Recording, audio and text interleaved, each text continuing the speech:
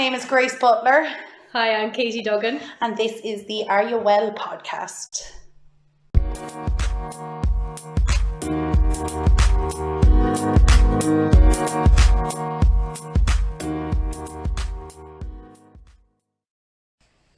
Hello everyone and welcome back for episode 3. We have no Katie this week. As we said, we'd shake things up a little bit and bring on a guest in the form of Siadbh Duffy. But fear not, Katie will be back next week. Siadbh is a business owner and a mother, among many other things. We had a really good chat on a number of high vibe topics such as finding your purpose, being creative, trusting in the universe and much, much more. I do have to apologise as I made a few rookie errors as far as the sound goes, but I know what I need to fix, so it should get better going forward. I really enjoyed this chat and I hope you guys do too. Thank you very much for listening. So welcome to the podcast, Siadbh. Hi Grace, how are you? Thanks so much for having me. You're very welcome. You're very welcome. So for those of you who don't know, Siadbh is the owner of Grow Unlimited, which is a hair salon in Waterford. But I'm actually going to use Siadh's Instagram bio to kind of describe her fully because it covers pretty much everything. So Siadhv is creative, she is plant-based, a mother, lover, Reiki master, and then owner of Grow Unlimited. So have you anything to add to that? No, I think that's I was actually only thinking then the other day, I was actually only looking at my bio, and because I was watching a video and I can't remember what it was or who it was, but it was about not kind of defining yourself, like, being very aware of I suppose like who you say you are, and like, I suppose the boundaries that you put around yourself and what you define yourself as, because I suppose we're changing and all the time, so I was actually only looking at that the other day, and I was gonna change some things, and I might actually change things, but no, I think that is at the moment it kind of sums up different parts of my life and different aspects of my life at the moment. So yeah, it's quite wide ranging, I suppose, but you're 100% right in what you're saying, because I think in our minds we definitely put ourselves into boxes, and then when we put ourselves into these boxes, we can, without even realizing we're doing it, we end up cutting off a lot of possibilities for ourselves. That's it. That's so it. I'm very kind of like, I don't know what I am and I don't care, and I'm just going to be whatever comes to me that day. That's it, like going with the flow and being, I suppose, open-minded and not kind of cutting off anybody, or making people think that you might judge them in a way because they don't see things the way that you see them, so I think that is it's something we should just be aware of. I think, even though we might have a strong belief, it's like then in a year or two from now that belief could be completely different. That might be something that was programmed or conditioned into us, or we just don't know, and then you're kind of going through these layers all the time and removing different parts of yourself and growing as well. So we're not the same people that we are in each moment either. So no, not at all. I'm not even the same person that I was when I woke up this morning. I know, I have that feeling. I know that. We're definitely ever evolving, like depending on mood and what's going on, and the weather is fabulous at the moment, so I think that's definitely very helpful, as far as, because everyone is in panic state, not panic station, but everyone is kind of like, what is this? What are we doing? What is life now? So I think the weather being nice outside definitely helps it along a little bit, because at least you can go outside the door and go for a walk and breathe in and everything, and like that, even breathing in the fresh air. And whereas I actually found, because the weather has been quite nice, but I actually found I have been quite like in a high energy kind of mood ever since this kind of started, but on, I think it was Sunday, it was that the day when it was kind of raining and it was very dark, and I actually felt exhausted that day, and I remember feeling just like completely exhausted, like, I do think it did have kind of a direct correlation with the weather and stuff like that as well. So it is much easier, and it's lovely with the lighter evenings as well. Oh, it makes such a difference, doesn't it?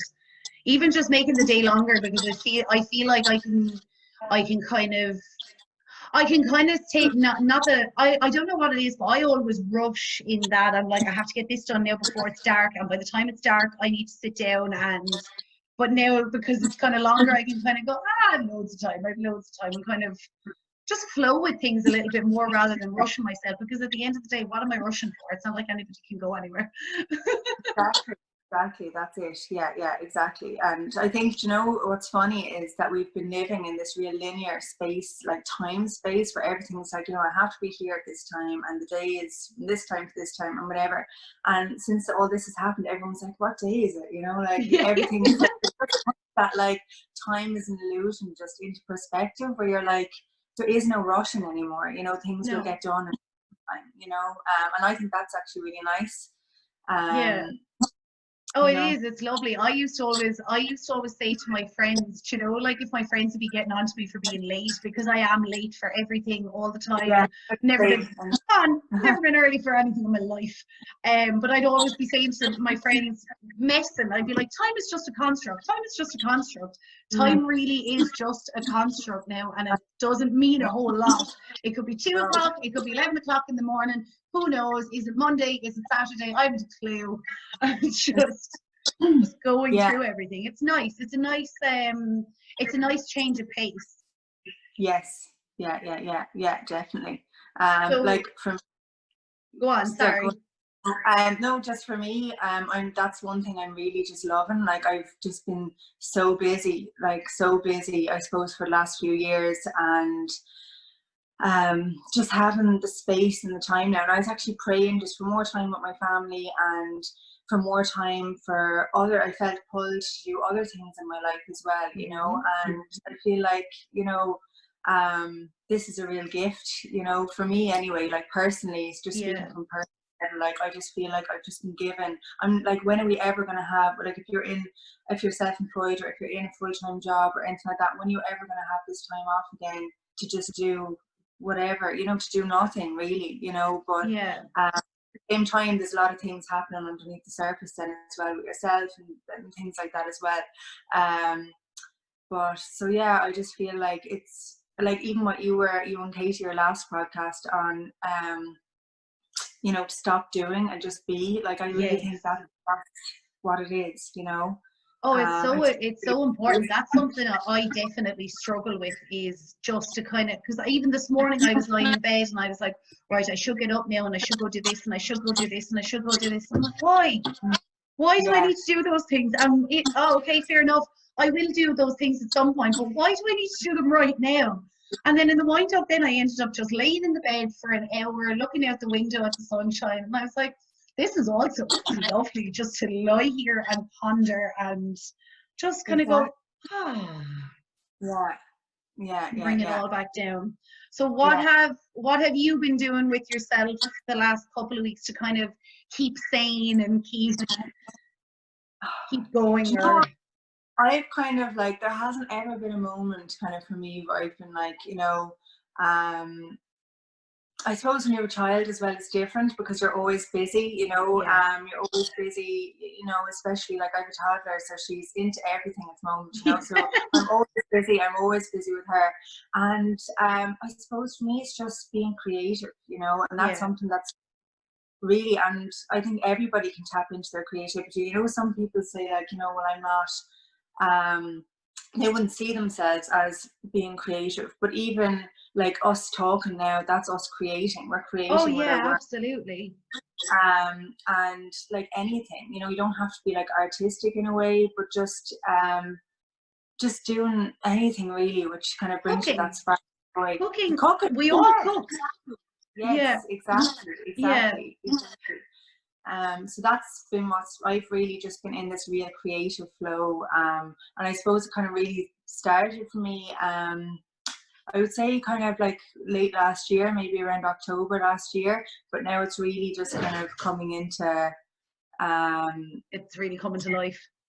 Come to life, and just more fruition, and just having the time to actually do that and to just dedicate to it, which is just amazing. Because a lot of the time with creativity, and like, you might get inspired thought and you're working, or you're doing you know, for me, I'd be like taking a note on my phone or something like that to come back to it. But the moment is kind of nearly lost, you know. So to be able to go with the flow of that is just, it's so nice, you know.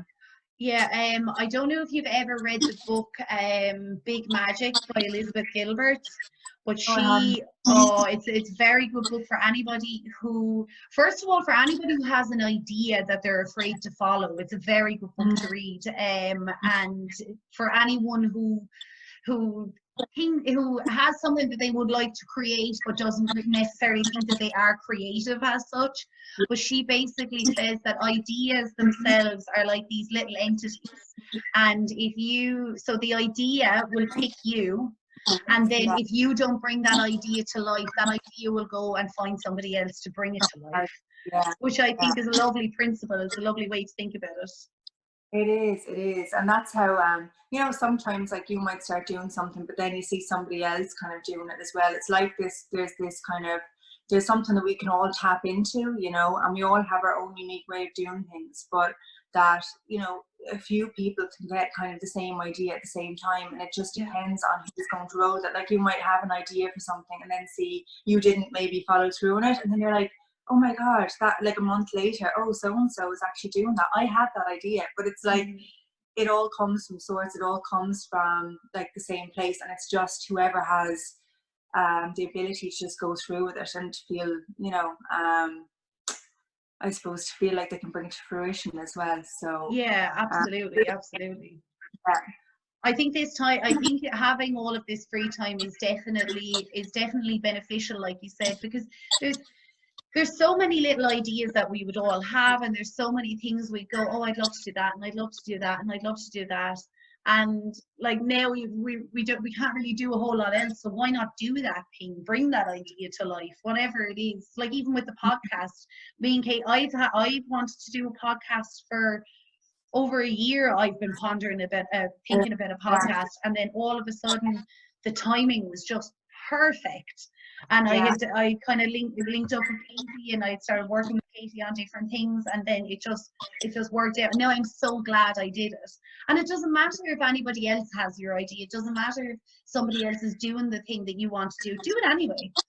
There's enough in this for all of us. There's enough people in the world that there can be a few of us doing the same thing at once. You know what I mean? It doesn't.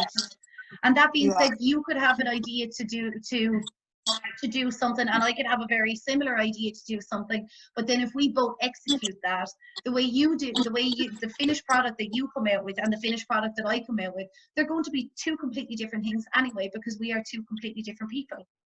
Exactly. Yeah, so it kind of ebbs and flows like that. And just to touch on what you said there then as well, about it's obviously you're a mother as well, and you're a business owner, so it must be really nice for you to have that time with your family and be able to spend time with the little one as well. Oh, definitely. Like that's been something that's just like huge for me, really, and like huge for the family unit as well, because like when you're self-employed and you have, like, I'd only opened my salon 3 months and I found out I was pregnant, and it was a big shock at the time, you know, and you know, the whole thing is kind of like a whirlwind, and like you have this other, like it's like having 2 babies, because the business is also like another baby. You're after birthing this other, you know, creation, and you have to give that all of your energy as well. And like I would have had her in the October, and then it was like the November I was back in doing clients, you know, so I never really got that time with her, you know, to just stay at home. I never really got the time to just not have to think about anything else, and sit at home and just nurture my baby, you know. So yeah, it's just like, this is just a gift that you know, you can't buy time, and it really just, you know, you really realize that when you have children, you know. And I just think it's about giving, like, there's so many things then that you could go on and be like, I need to start doing this for my business, because things come up that you haven't had time to deal with before, like when you're working all the time, like with people. So it's just, but it's amazing to just be able to like put those things aside and just concentrate on the connection that you have with your child as well. And I'm sure there's many business owners that feel the exact same way. And that's the thing about this time as well. We get to kind of realize what's not serving us. Like, what are we doing in our life actually that we want to cut out, that we're like, I'm wasting energy there with that, you know, this is more important. And I think that like this time gives us that perspective on our lives to be like, no, that's not working. I need to do this so that I'm able to have this extra time, or, you know, this space to do whatever, you know. So yeah, and I'm sure there's a lot of people kind of feeling the same, especially with small businesses, family-run businesses, as well, you know. Yeah, absolutely. There was another book that I've read, or no, I haven't actually read this book. I've listened to a couple of interviews and talks that this woman has done, and the book is on my list of books I want to read. Yeah. The author's name is Elle Luna, and she wrote a book called The Crossroads of Should and Must. And the principle of the book is that we have all of these things that we are conditioned to think that we should be doing, or that we have conditioned ourselves into thinking that we should be doing. And then we have things that we must do. And these are the things that our heart wants, the things that we deep inside that we want to create, the places that we want to go, the things that we want to do that are for ourselves. That we kind of deny because we have all of these obligations or responsibilities or whatever. And I really enjoy that principle and I think it's really applicable now, because we have been forced to stop, and it's just the perfect time to look around and go, I actually hate doing that. I really don't like this. This is sapping all of my energy. Why do I spend so much time on that? And then you're kind of like, you cut those things out and you're like, no, I have all the time in the world. Because a lot of the time when you have these things that you, inverted commas, should be doing, they take so much time and energy because you don't necessarily want to be doing them, so you drag your heels with them, and then but you're still thinking about doing them, so you're exhausted. So it's a very good opportunity at the moment to kind of sit back and go, I like this, I don't like this. This is not working, this is working, and just kind of reevaluate and see, because it's very easy to get caught up in the spin of life and and just leave life take you for a ride, as opposed to you being in the driver's seat. So it's a good way to take back that control. Yeah. And for me anyway, one of the things that came up was like, who am I doing this for? Like, am I doing this for myself, or am I doing it because I feel like this person wants me to do it, or I want to please this person? Or like, that's been a huge thing for me this year, actually, since January, is realizing that I would be like more of an overgiver. So I kind of wasn't, I suppose, as open to receiving as I was to giving, and I would always kind of unconsciously put myself in positions where I'm not able to say no, you know, just like these things, not having healthy boundaries. And I found myself in the cycle of doing things because I felt like, oh, but what will this person think if I'm not doing this? And that's something that's really, it was like a penny dropped at me this January out of nowhere, and I was like, okay, this has to stop now, you know, like. And the whole, I'd always heard of like, you know, you can't pour from an empty cup, but that really resonated with me just January as well, where I was like, I never realized that you could have a full overflowing, like an abundantly overflowing cup, and that you're meant to give from the abundantly from the overflow, not from your actual cup. And I would have always, my whole life, just been given from and felt depleted and felt all these kind of, I suppose, negative kind of emotions, or how I would have perceived them as negative.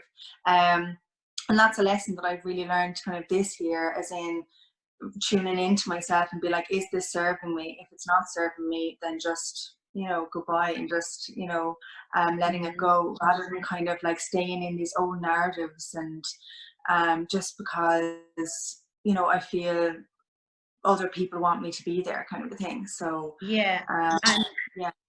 you find with yourself that since you kind of had that realization and you're able to put up these boundaries to protect yourself, do you find that you're actually able to be there for the people around you even more because you're looking after yourself? Yeah, totally. Because I don't feel defeated all the time. I don't feel defeated and a bit resentful, and you know, like all these kind of low vibrational, like feelings basically that are kind of like they drag you down, you know, like, and and like I learned to be able to say with confidence, you know, I love you, but no, you know, that's not serving me right now, but I love you, you know, like I love you, but no. And that's something that I think so many people could benefit from, you know, and that it's not a kind of, you're not being selfish, but you're acknowledging, you're being true to yourself, you know, and like you said, other people then benefit so much more from you because you're standing in your truth and you're being your authentic self rather than, you know, going along with other people's narratives, kind of, you know. So oh yeah, absolutely. Like I think I briefly mentioned this on the first podcast that we did, but if I go look at myself in January 2019, I can hold my hands up and safely say that I was a basket case, an absolute basket case of emotion. My anxiety was never as bad as it was at that particular point in time. And then it exploded then about a month or two later. I couldn't go on the way I was going. And then I ended up going into hibernation, as I call it, for about 6 months. And I just didn't go anywhere. I went to work and that was it. I didn't really socialize. I was at home. I was journaling. I was doing my best to meditate. I was just thinking, really, just processing all of the things that went through my head. And then throughout that, I realized then that I had set in my struggle to please everybody, I had set absolutely no boundaries for myself, and I had worn myself down to the bone. And now I am so thankful for that whole explosion, because there have been various things that have happened over the last 6 or 8 months in my family and in my life that if that explosion hadn't have happened, I would have absolutely spun out of control completely. My mental health would have deteriorated to nothing. And I am so grateful that I had that realization, that I did put up these boundaries. And don't worry, I got plenty of resistance when these boundaries went up initially. Do you know what I mean? Some people just couldn't understand it. But it meant that when all of these things did happen in my family, and when, say, my grandmother died before Christmas, and when I lost my grandmother, I was so much better equipped to deal with my own emotions, that I was nearly able to kind of look after myself in that respect and be there for my family as well. Whereas if I hadn't had that breakdown and hadn't put up those boundaries, not only would I have not been able to be there for my family, I would have been an additional thing that they had to take care of.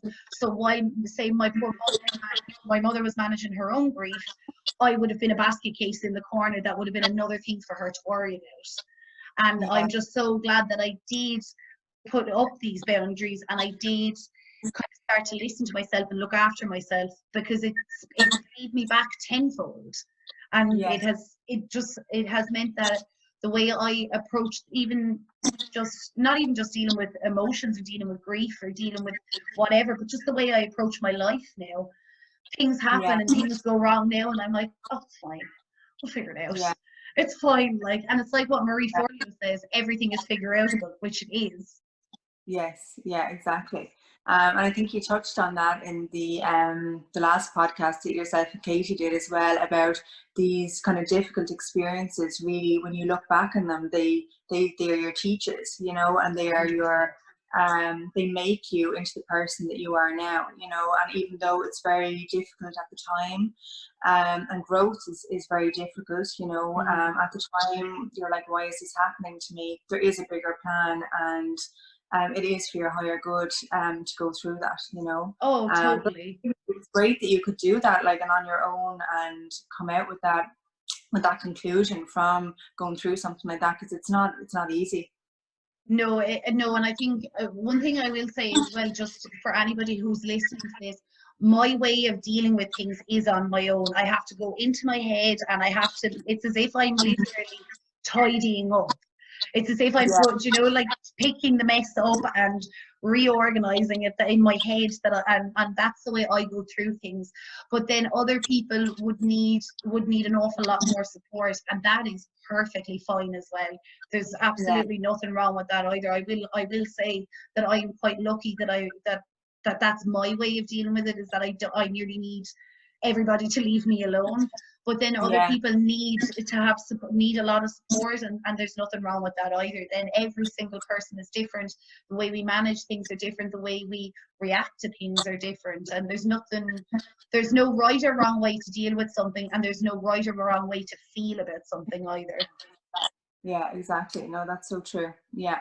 And we all have our own internal worlds, you know, so even we could both be experiencing the same thing, but when we tell each other about it, I could have a completely different story to you. So we have our own, you know, internal worlds that we carry around with us as well. So but yeah, that was really interesting. Yeah, and nothing, there's no feeling that we have is completely unique. And what I mean by that is, you are not, if you are experiencing something, whether you're experiencing loss or whatever it is, you are not the first person to feel that, and you certainly won't be the last. And I think for me, when I was suffering from depression, and then when I was suffering with my anxiety, I always felt so very alone. But then somebody said this to me one day, that like, you are not the first person who has felt this. You are not the only person who is feeling this at this time, and you're not the only person who will feel it. And I was kind of like, well, if I'm not the only person, it means that there are however many other people who have experienced this, and then there are however many people who have experienced it and gotten to the other side of it and moved on from it. And then when you realize that, then it's kind of like, okay, light at the end of the tunnel.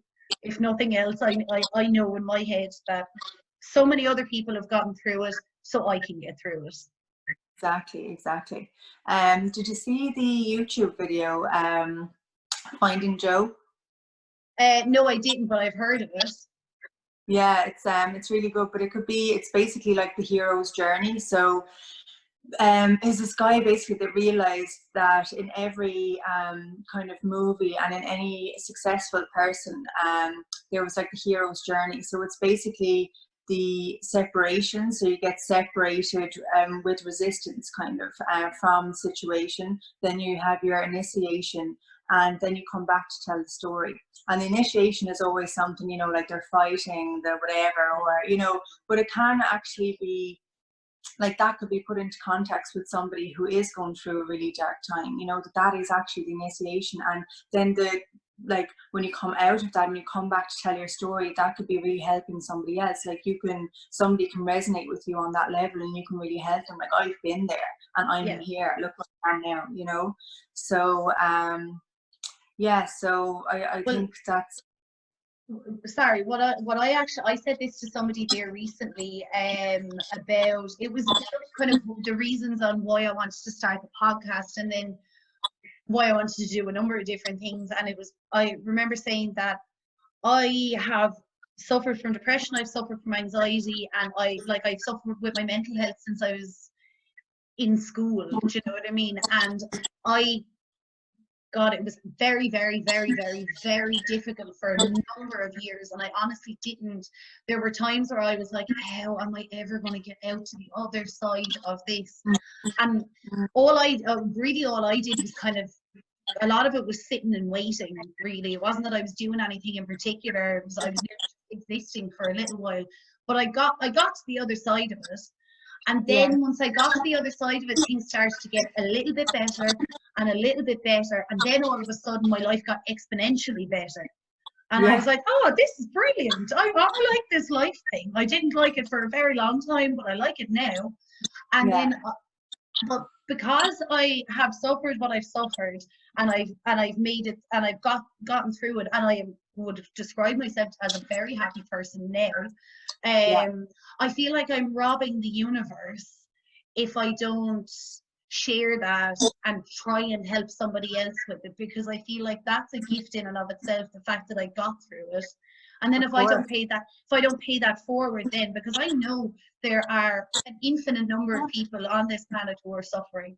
So I feel like if I've gone through what I've gone through and I don't try and help others get through what they're going through, well, then I just feel like I've as I said, robbed the universe, and it's not fair.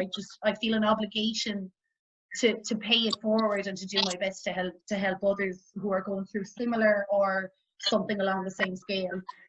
Yeah, exactly. Like that is actually, you know, when you're looking for your life purpose, you know, you'd be like, what is my life purpose? And you're trying to make it in your head. You're like, you know, this person's doing that, or, you know, you feel like you don't have life purpose. But what your actual life purpose is finding your gift. We all have gifts. We have multiple gifts. Yeah. And then sharing with others, like sharing them with humanity. And like, that's it. Like, that's literally, like, there's no big, you know, there's nothing that you have to really go, and like everybody's is completely different. And even like your purpose, like holding the door open for somebody, for an elderly person or for a child or for a lady or something like that, in that moment, that's your purpose, is just to hold that door. Yeah.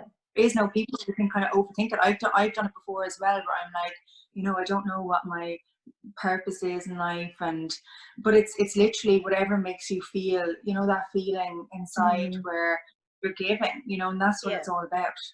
Yeah, I think I had briefly said me and Katie spoke about school in the last podcast, and then since then I have been thinking about school and what I got from school, what I didn't get from school.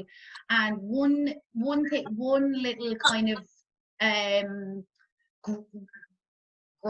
grievance that I have with school is that I spent so long there doing all of these subjects, and then I came out of school and I've been out of school, what, 8 years now, 9 years, and I spent the last 8-9 years trying to figure out what I want to do when I grow up. So I had spent all of this time in school, and I came out none the wiser as to what I wanted to do. And I was always like, do I want to be a scientist? Do I want to be an architect? Do I want to be an accountant? Do I want to be a this? Do I want to be a that? And then I realized there a few months ago, I don't want to be an anything. I want to help people. And after that, I don't care how I do it. I don't care what format it takes. And I am quite happy to spend the rest of my life kind of not having a particular job as such, but kind of having my hands in a load of different pots and doing loads of different things. Yeah. And I'm also quite comfortable with the fact that I could wake up in the morning and decide, I don't want to do that anymore. Like I could see myself spending 10 years on something and then waking up some morning and go, okay, I'm done now. And just let that be that and move on to something else. You know what I mean? And I think that, like what you're saying about purpose, it's kind of finding what lights you up on the inside, and something like that. We all have things that light us up, and then just kind of following that and see where that takes you. Yeah, exactly. Yeah. And that's amazing that you have that, you know, that freedom with yourself to be able to, and that you're honoring yourself enough to say, and that's it, you know, like in each moment we are completely different, and your beliefs and everything like that can be completely different. What you love can be completely different, and there's so many times that I'm sure that people come to a point in their career or in their life where they're like, this isn't serving me anymore, or like that, I've come to the end of the road with this journey. And that people stay in, you know, and that's what, you know, they can become angry, or they can become resentful, or they just don't know how to move forward. So the fact that you're even saying that, you know, it's great that, you know, you're so young and you know this about yourself, and you know, and you honor yourself. If you feel like, no, this isn't, I'm done with this now, then you're done, and you can move on without the fear of anything kind of getting in the way, which is brilliant. That's really, really good. I'm very, very, very, very grateful for that realization, because since I came to that realization, I have taken a whole world of pressure off of myself. Because up to that point, I was like, I remember even going to college. I have gone to and dropped out of college 4 times. And every time it was just because I was going into college because I was like, I need a degree. I have to have a degree. I'm not going to amount to anything without a degree. I need one. And I battered myself into college 4 times. And what happens to me is my whole body breaks down.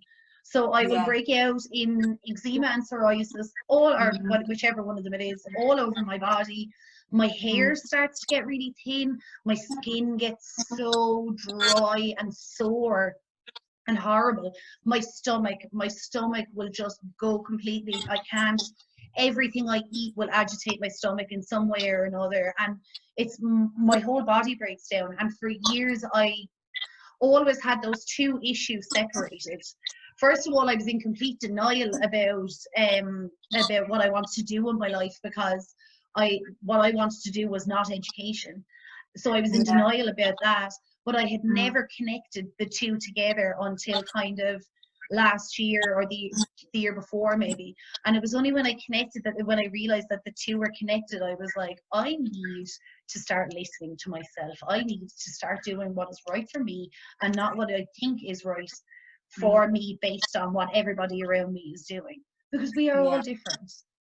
Yes, yeah, exactly. And I think that's something that's kind of a little bit maybe flawed, maybe a little bit in our schooling system, that we're given like this list of these are the acceptable jobs that you can go into, and there's nothing, there's nothing else, when really that's so far from the truth. Like this whole grinding 9 to 5, like the grind is done, you know what I mean? Like the grind is done now. It's about like, it is just about, finding your following your bliss and making that work for you, and not having this like fear and anxiety and I have to work, and that, I think there's Deepak Chopra has said, the least amount of effort, most amount of reward, and that's the kind of mentality we need to be. Not, and the schooling system doesn't give us that. The schooling system is like, you need to study so hard and get however many points to get into college, and then you need to study again, and without even knowing if if this, and then you need to get a mortgage, and then you need to get married, and then you need to this, that, and the other. And it's like, no, like that, I don't know, like that doesn't resonate with me, and I suppose like my journey as well, like I was the same as you, didn't have a clue what I wanted to do. I knew I was a bit artistic throughout school, didn't get on good in school at all. Here's your sister. Like wasn't very academic, always daydreaming, being out of school. And like my mother is a teacher, so she kind of filled out my CAO for me, and she put down like architecture on it, and I ended up getting it anyway, like after after I did Leaving Cert. But and I remember just doing like a month, but then it was all tech drawn. I'd never done tech drawn before. Everyone else in the done tech drawn from like first year to sixth year, never done it before, and I was just like, I can't do this, so I ended up dropping out. And how I actually got into hairdressing was I was doing nothing. Like I was doing nothing for a while, for about a year I'd say. I was doing nothing, really didn't know, and I wasn't very happy, really didn't know, felt a bit lost, didn't know, felt a bit worthless. All my friends were in college, they were all up in Dublin, living their best lives, or so I thought, at the time. And I ended up just doing a hairdressing my course in CTI, just to learn how to do my own hair. And then the tutor there said, you've a bit of a flair this, maybe you should, go into, maybe you should do the 2-year course. So then I applied for the 2-year, and I got that, and then I ended up getting an apprenticeship from that, and that's kind of how it went. But if you'd said to me, like 15 years ago, you'd be a hairdresser, I'd be like, what? It was never something that had ever been on my mind before, but and like that, then if you'd say you'd have owned a salon, like I was so shy growing up, I could never imagine myself being a leader in any capacity. I was so shy, and I'd shrink myself down. I was always really, really tall, and like I was born in London, and then we moved to Mayo when I was 8. So you can imagine the contrast of like London to Mayo. And I remember being like tallest girl in the class, like taller nearly than some of the boys, and having to nearly like hunching over my shoulders, shrinking myself down. And it's all kind of really since I was about like maybe like 24 onwards, that I really began to kind of just embrace myself and embrace where I was going and be more confident. And I suppose being a business owner for me really was my kind of one of my initiations, because it was something that I had a lot of resistance against, that kind of just happened. And it brought up a lot of challenges for me along the way, but I am so glad that I've learned from that and from those situations, you know. So yeah, I can't even remember where this was going, but I just I suppose it's the uncertainty and just the like, don't like the boxes, like there are no boxes, you know, and you could make a job for yourself out of anything by doing what you love, and you really can if you believe that, if you really believe that. And your tribe will find you, you know, like even for example, like with the crystal, with the pieces that I make, and say if I'm putting it up, I just know that the right person will be there for that piece. You know, I just know that it's like, I'm just, when I put it up, and like with the love and like the vibration, I suppose, that I'm kind of sending out when I put it up, I just know that like that's meant for somebody, and that person will come forward, and that it's meant to go to them. You know, there is never any stress or worry or anything. And if somebody doesn't come forward for it, then it's not the right time, or maybe I'm meant to have it. You know? And I just think it's about having that kind of more open-minded about everything in our lives, and the stress that we put ourselves under. Like at the end of the day, like it doesn't matter, you know, these things that we beat ourselves up over, it doesn't actually matter. No, and I think we all get kind of bent out of shape trying to force the issue. So if something is not moving quick enough for us, or if something is not happening the way we want it to, or whatever, that we kind of try and force the issue. But I have found myself that if I just kind of, when I say sit back and let things happen, what I mean by that is if I just keep ticking over and doing my little bit every single day, and just keep on top of things, and not try and drive things forward too much, then the right things come, the right people come, and the whatever I'm looking, it all just falls into place. And it's like, it's this whole thing of trusting the universe, or trusting that the right things will happen. Because I'm a firm believer, like what you were, it's like touching back on what I was saying about me last year, about me falling apart last year. That was meant to happen. That was 100% meant to happen. I am eternally grateful for it. But if that didn't happen when it did, then if the disaster would have been 10 times bigger, because less than what, 6 months later, then I lost my grandmother. Do you know what I mean? So that had to happen when it did, because otherwise the ramifications would have been 10 times worse. So it's kind of trusting that things are happening as they should, and so long as you're doing your bit and you're doing the things that you want to do, and doing the things that feel right, everything else will come.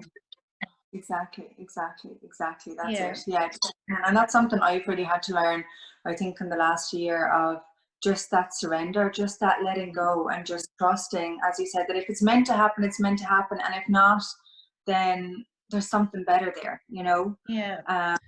Best bit of advice Mammy ever gave me: what's for you won't pass you. Exactly. That's it. And it's so true. Like, it's so true. And sometimes we can be blocking things by, you know, hanging on to them and obsessing over them, and why isn't this happening now? And we end up becoming a bit negative about it and putting up these roadblocks that just don't need to be there, you know. And I just think, like right now, surrender is just what comes up for me totally. Just surrender, you know. Like, just none of us know like what's going to happen at the end of this, like, you know, with our business or with anything, like we just don't know. But if you just trust that you are looked after, and that everything is happening for your eyes good, and just let that wash over you, and just let the fear be taken away, you know. Just a little side note from Grace. As soon as Siadbh and I got into the conversation, it started to flow, and I forgot to clarify what we were talking about when we mentioned the jewellery. So for those of you who don't know, Siadbh makes these very beautiful handmade pieces with healing crystals. So that is what we were talking about here. So tell me how the jewellery started. Okay, so how the jewellery started was literally, I was at home one Saturday, which is unheard of for me, obviously, because I work in the salon. My daughter she'd been sick all that night, I think, with a vomiting bug. I think at the time it was around last August, I'd say, or maybe it was last July. Yeah, I think it was maybe last summer sometime anyway, late summer. And so I'd been up one night with her, and I was out of work for that day, and she'd eventually gone, she was starting to get better, she'd eventually gone for a nap. And I just got this inspired thought. I was just like for me, I suppose, like, since I'm about 23, I've always worn crystal jewelry, namely kind of like choker kind of neck pieces. I always love kind of the gold choker and the crystal, you know, and so I'd always been kind of looking for different pieces and stuff, kind of found it very hard to find. But I suppose that's where my original inspiration would have come from.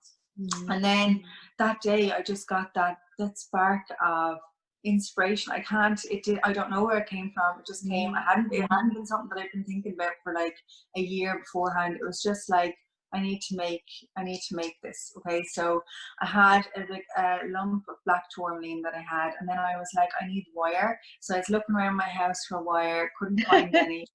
And my boyfriend is a musician, so he had guitar strings there. So I tried with one, and it was too thick, and then the second one that I tried with then was perfect. So he still wears it. The first one that I made is black tourmaline with a guitar string basically around it to create the pendant. And so that was the first one. And then I can't remember, I think I just tinkered around then. I actually ended up getting proper wire then. And I was tinkered around with different things, and I created a couple more pieces. And then I think people just started asking me to make them for them. So I did, and that was it. It's kind of evolved from there, but I kind of know now, I'm a lot more confident with it. Like, I feel my confidence growing with it. And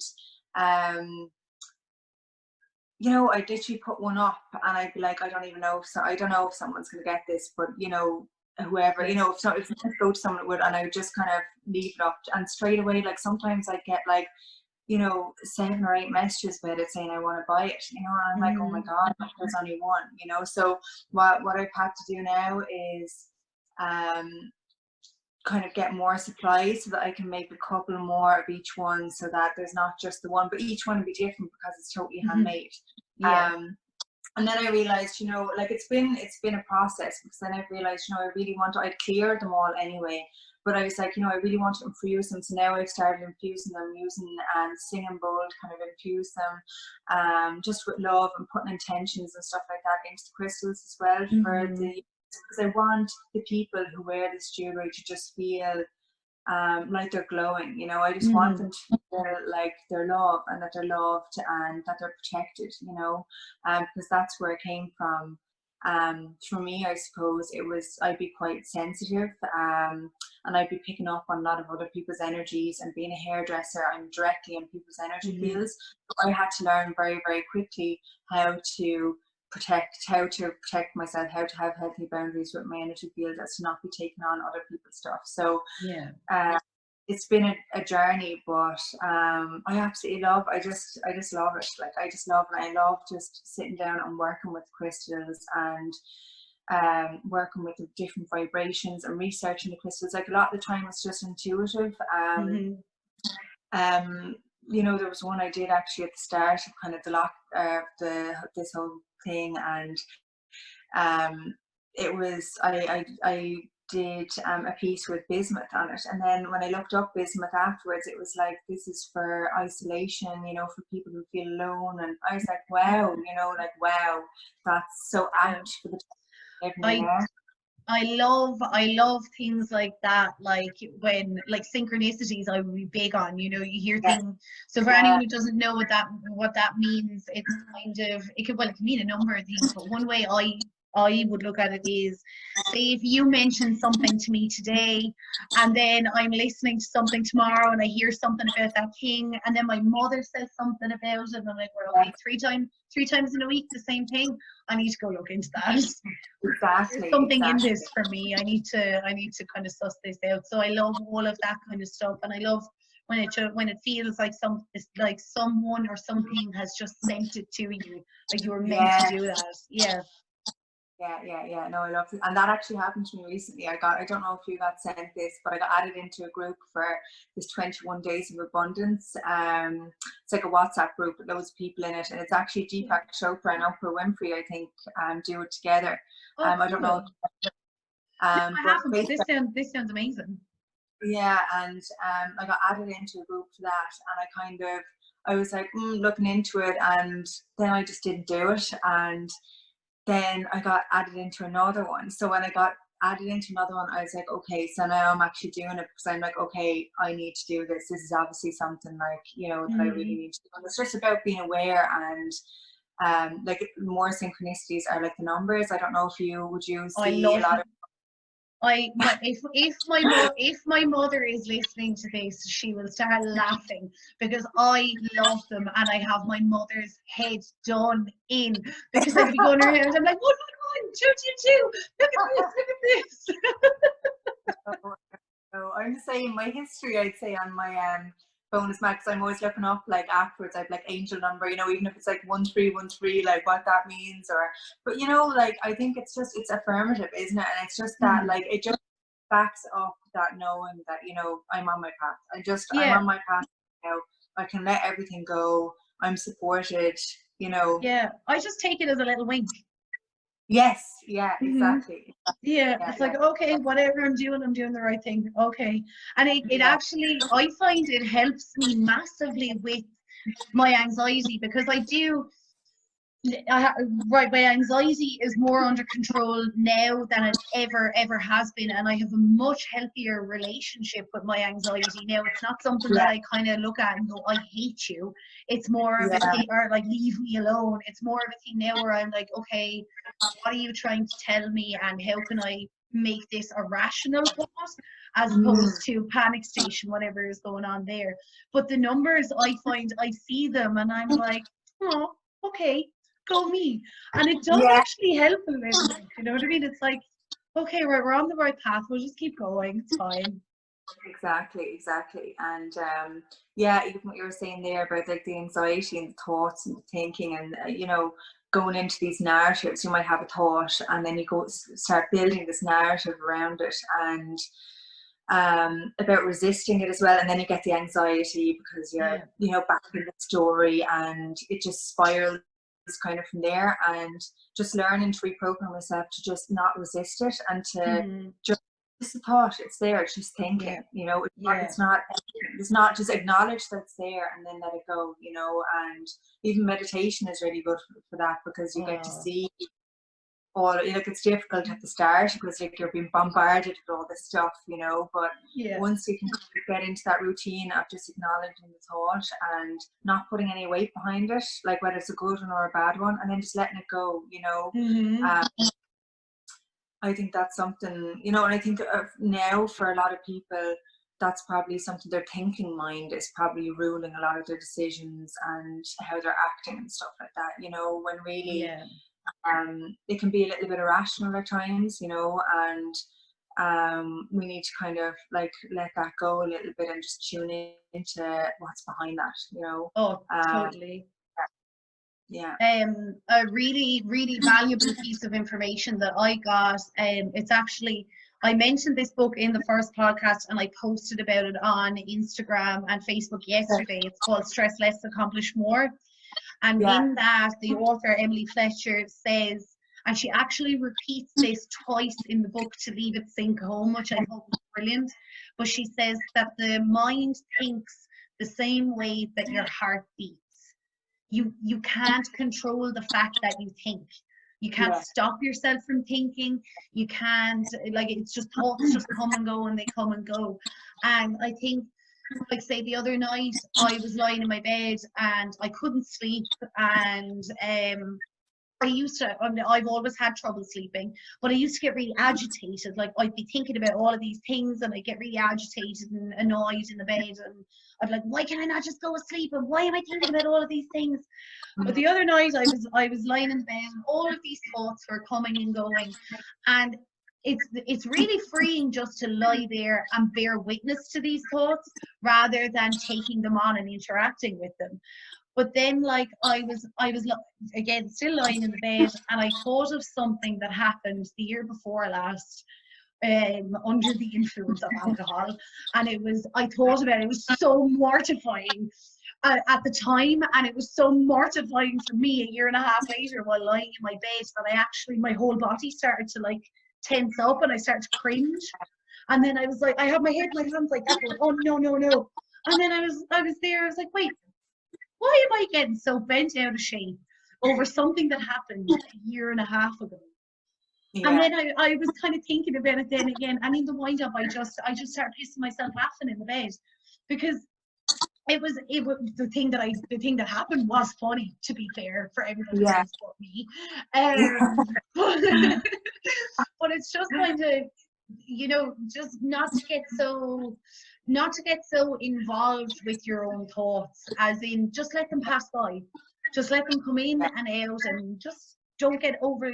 You don't have to interact with them if you don't want to. You can just kind of just watch them, or hear them, or whatever way your thoughts come to you, feel them, whatever, and just kind of be like, okay, let them come and let them go. Yeah, and even the laughing, even being able to laugh to yourself, you know, and just lighten up a little bit. I think we kind of, sometimes you can make life so serious, and it's like, that's not what it's about. Just you know, and sometimes I have to like remind myself that sometimes, just lighten up, you know, just lighten up. And like straight away then you feel different, you know, like you're not putting up with weight and stress over things that really, and I think in this era, like what we're going through at the moment, we have no control over it, like at all whatsoever, like absolutely no control. So the only thing we have control over is our response to it, you know, and how we feel or react. And that's the only thing that, you know, that we have responsibility for, I suppose, at the moment. And that's really interesting because you know, I suppose it challenges everybody, you know, because usually when these things can happen, like you were speaking in the last podcast about getting an email about a payment bouncing, I think, in your account, wasn't it? That's another thing. You can beat yourself up about that for a week and get stressed and be like, have all these scenarios in your head, or you can just like let it go, like there's nothing you can do, like, you know, just let it go, you know. Absolutely. And like move on with your life. Not even, you know, it's not significant really in the grander scheme of things. Oh, 100%. And I suppose it's like we can get ourselves into a heap about these small little things that, yes, in that moment they matter, but in 10 minutes time, or in an hour's time, or in a few weeks time, they're not going to matter. And it's kind of looking at the problem and be like, right, realistically, how life altering is this issue? It isn't, and it's just kind of moving on from it then, accepting it, and then just just kind of moving on. But this week, I know today's Monday. Last week when I was editing the podcast, I edited the podcast on my computer rather than doing it in Anchor. And then I went to upload it to Anchor so I could add in like the music and stuff. But so I spent like two and a half hours editing this podcast. Not that there's much to do, it's just kind of hard to listen to your own voice, so you have to stop and start the whole time. So yeah, edited the whole thing, spent about 2.5 hours on it. The file corrupted. And so then I was just sitting here, I was like, what can I do about this? Only laugh. So I did. I laughed. I went down my back door, I went down to my mother's house, and I went down onto the trampoline for 20 minutes. And then I was like, right, okay, I'm over it. Yeah. Like you can get, it is at the start when you're trying to kind of come around to these ideas. It is easier said than done, but we don't have to emotionally react to everything. We can observe, and we can decide, right, okay, how much does this affect me? And there will be emotional reactions to some things, of course there will. But I think if we can kind of realize that we don't have to get so bent out of shape about a lot of things, there's a lot of freedom in that. Yes, definitely. And that's it. I think when you can learn how to master your own reactions and your own inner peace, that's when your whole life will change, you know, that to not be influenced so much by the chaos that surrounds us, you know, and more so about how we, you know, our own emotions and like that, how we interact with those things as well. So yeah, that's where our power is. That is where our power is. Oh yeah, totally. And I definitely make myself sound like I'm the most emotionally stable person in the world. Don't worry, I do get emotional, but I do find that when you realize, like what we're saying about reactions, when you do realize that you don't have to kind of react to everything, there's an awful lot of power in that, and there's an awful lot of freedom in it, and just an awful lot of peace in it. Yes, yeah, definitely, yeah. I agree with you there. I'm all about the peace, and just kind of move through life rather than kind of bouncing through it going, because that's what I did for a very long time, and it is exhausting. Yeah, it is exhausting. I think you can be your own worst enemy. I know I have been for a very long time.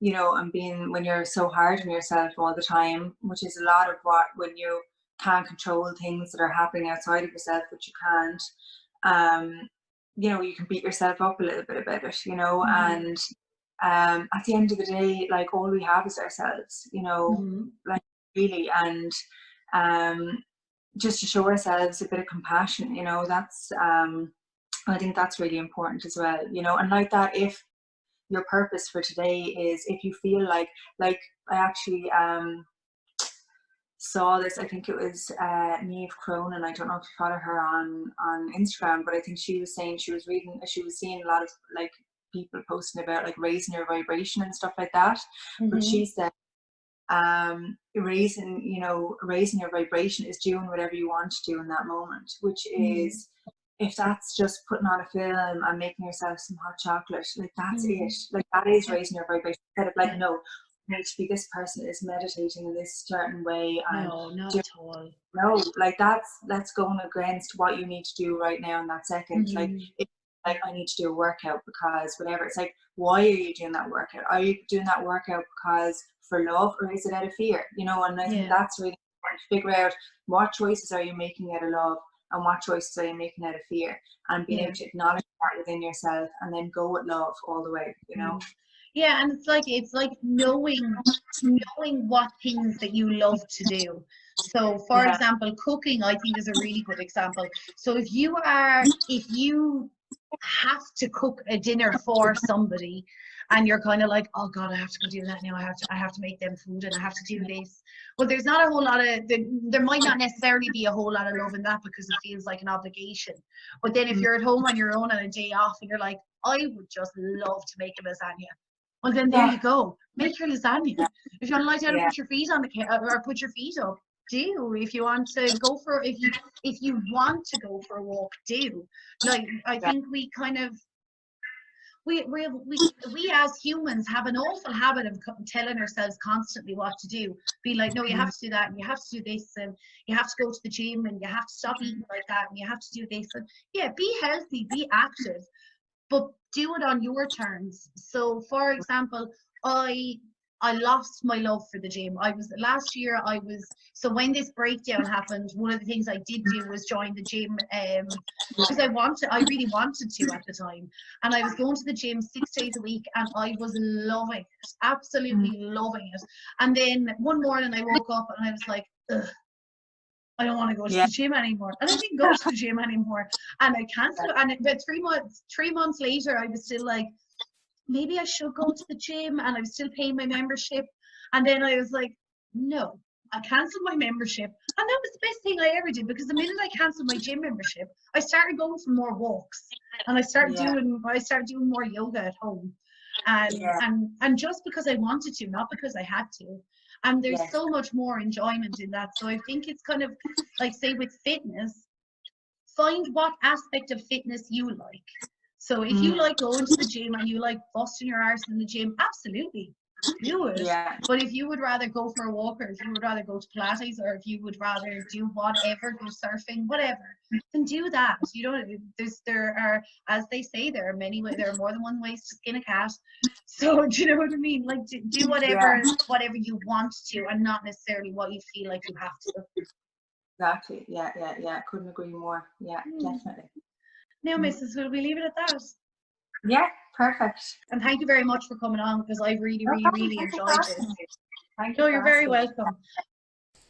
Thank you all so much for listening. I hope you got something out of that. I know I certainly got an awful lot out of what Siadbh had to say. If you would like to see more of Siadbh's jewellery or see more of what she's doing, you can follow her on Instagram. So her Instagram handle is just Siadbh, which is SIADBH. Thank you very much for listening, and I hope you all have a great week.